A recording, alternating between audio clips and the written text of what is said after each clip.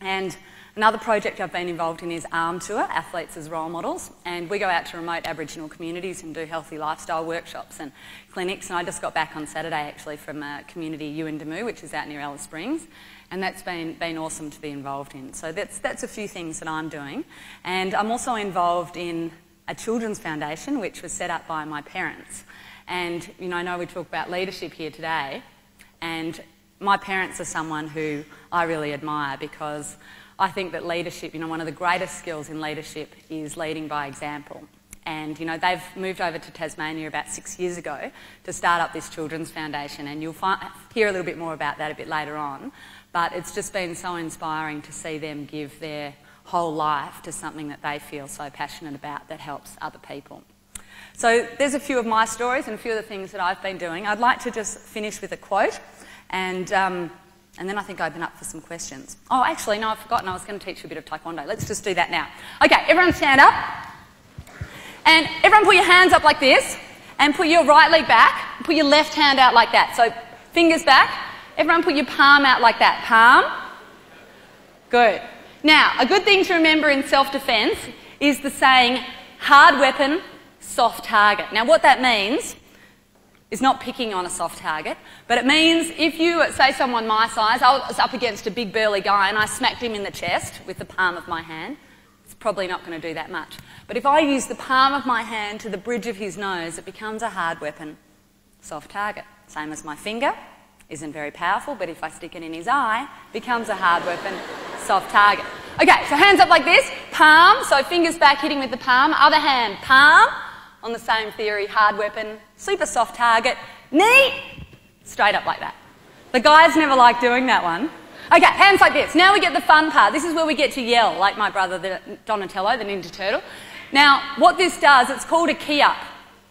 And that gives us power and energy in what we do. So I want you to go, when I say go, I want you to go, ah, ah, ah, like that, okay? Hands up, go, ah, ah, ah. And once again, go, ah, ah, ah. Excellent, and everyone sit down. Okay, I'd just like to quickly ask for a volunteer. If I could have a female volunteer, actually.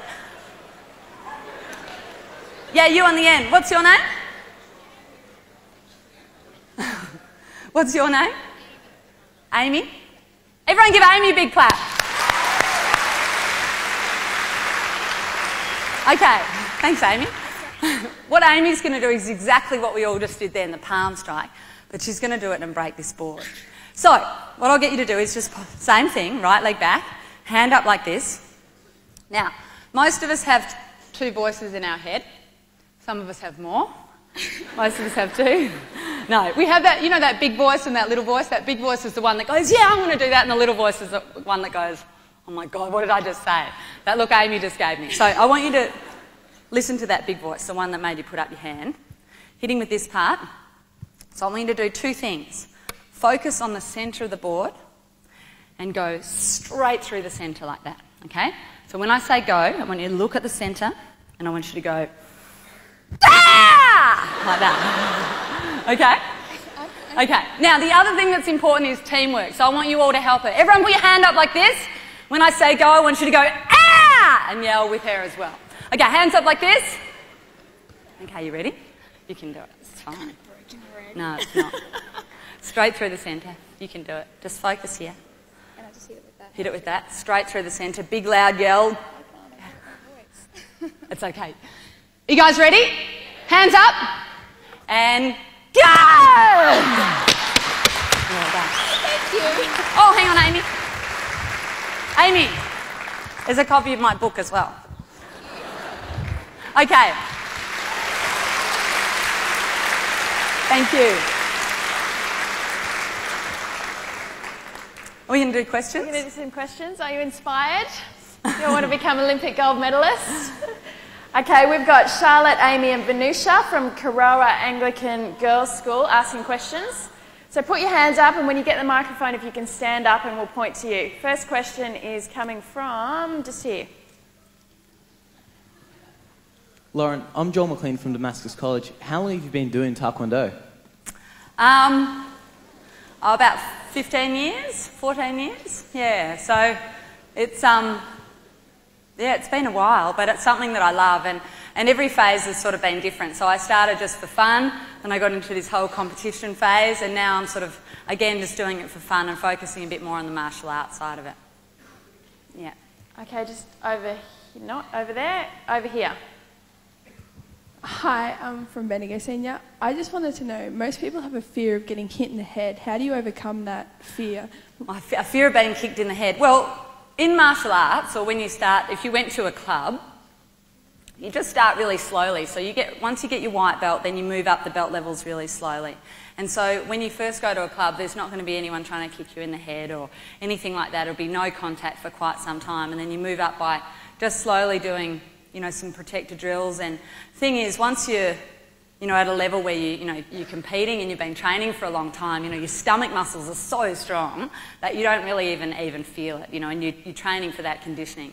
With the head kicks, they're really not that hard. So although it is full contact sport, one of the easiest things to do, or one of our natural reactions, is to move our head out of the way of any danger. It's just so instinctive. And because your peripheral vision is so good at detecting anything, generally there's a point of time where you get to take that in and move away. So it's actually quite hard to, for head kicks to occur. So generally, I haven't really seen many injuries with head kicks. The only time you ever see anything like that is if there's a really big difference. But say, if you're competing against someone of the same level, or even at international competition, you don't see it.